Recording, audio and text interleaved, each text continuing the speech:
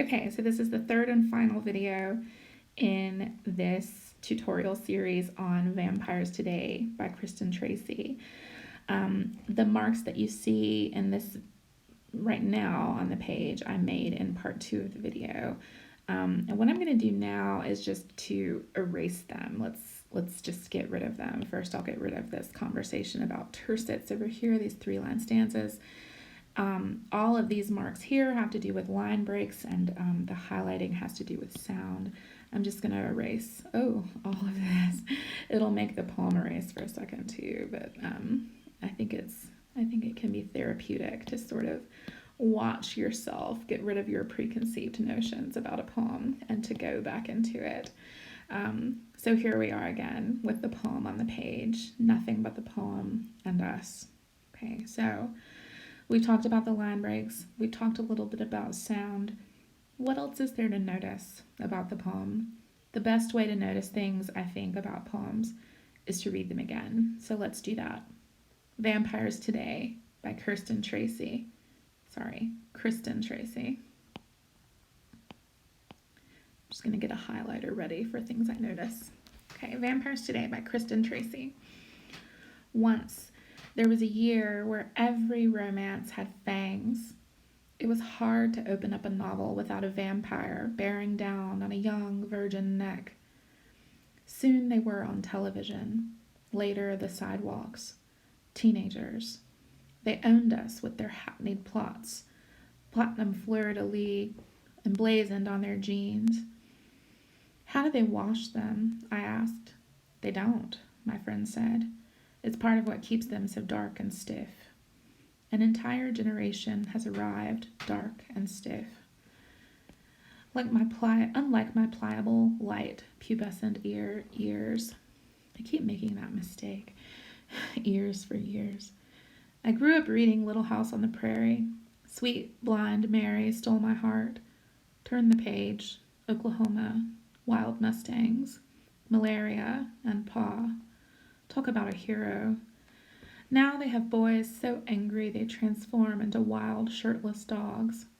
They're maniacs, these fans. They beg their mothers to drive them to the theater, where they burst into dollars and popcorn in their seats. They want the car tossed off their withering girl bodies. Lured from their couches, they are eager to be taken from their lives and placed directly in the vampire's mouth. Younger and younger. Ka-ching. Is there nothing anyone can do? Okay, so I've highlighted a couple things I wanted to come back and think about. The first thing I highlighted is this assonance between sidewalks and plots. The A and the O are both sort of not short necessarily, but it's not A, it's not A, it's ah, right? Sidewalks and plots sound a lot the same, at least in my accent. They go together. And so this sound is a near rhyme. And that helps the echo of the poem. While I'm looking at that, I also notice novel and neck here that help those two lines to go together as well. Let's see, reading and Mustang can also a little bit go together. And so I think that's worth noticing, right? Just these slight sound sequences that keep the poem hanging together despite the lack of a controlling rhyme scheme or a controlling form outside of the tercet stanzas. The next thing that I marked is this word arrived. It didn't stand out to me before, but it seems to stand out to me now. Like, why arrived? Why not appeared? Why not come, right? I think arrival has, it's advent, right? It's something that you wait for. And so I wonder if the speaker has been waiting to see what would happen, or if this arrival seems surprising in a way to the speaker. That's still a point of question. I don't know. I'd like to know what you think. The next thing I noticed is, again, this sound quality between pliable and pubescent, right? I talked before about how the I sounds overlap, but the P here and here help things to go together with prairie. The next thing that I want to talk about is not a thing I highlighted at first, and actually I'm going to switch colors. All these things that the speaker talks about in reading Little House on the Prairie, the things that affected her most: Sweet, Blind Mary, Stole My Heart, Turn the Page, Oklahoma, Wild Mustangs, Malaria, and Paw. These all seem quite natural to me. Oh, I can't write and spell at the same time. Natural. All right. These all seem quite natural to me, right? Even Mary's disability, which this speaker seems to have fetishized a bit, right, is a natural one. It has to do with the body. It's not something outside of the body. Pages are organic material in books, even if they're printed. Oklahoma is a place. Wild Mustangs are beings that belong to nature, right? They're hard to tame. There's malaria, sickness, and Paw, fathers, right? So these like familial, natural, place-related things.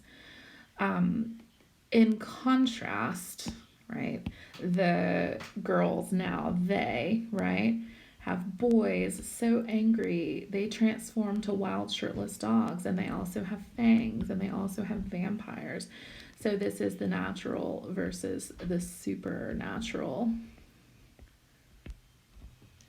And I think that contrast has a lot to do with the judgment of the speaker, with the position of the speaker, for sure, if not judgment. And it has a lot to do with this question as well, right? When we're faced with a problem that doesn't seem natural or that doesn't seem familiar, we often wonder what can be done about it, and it can seem insurmountable, right? The last thing I noticed as I was reading is this placed directly in the vampire's mouth. The image of the vampire is blood-sucking, the image of the vampire is devouring, of course, overlaps with thoughts about vampires as sexual beings. And so these younger and younger girls who are lured from their couches are eager to be sexualized. They're eager to put themselves into situations that maybe they shouldn't be entering in their pubescent years. I keep making that mistake. I'm so sorry. Their pubescent years. Maybe they should be reading Little House on the Prairie, or maybe the speaker of this poem is sort of out of touch, right? Kids today and their vampire novels, right? Vampires today. So this is the last video in the series, and these are my thoughts on Kristen Tracy's Vampires Today. I would love to hear what else you have to say, and thanks for watching.